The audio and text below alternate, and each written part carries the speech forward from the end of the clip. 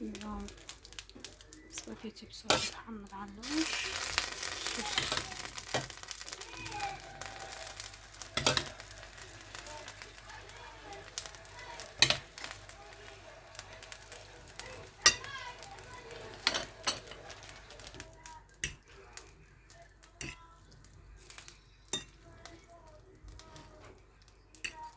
مشخشخة بالصوص.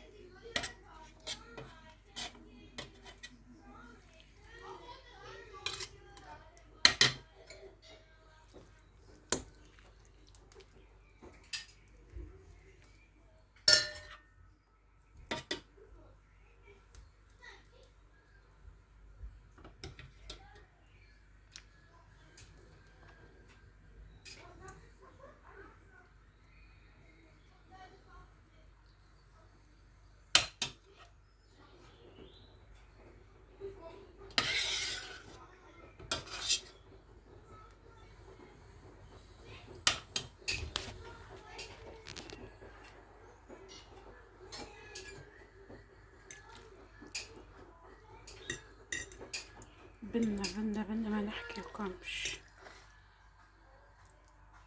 اليوم سباجيتي بالحمض علوش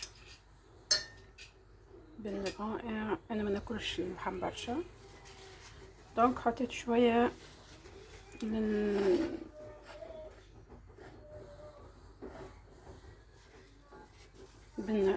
روعه والله كيف ما نحكي لكم، روعه روعه روعه. صوص بالحمض علوش.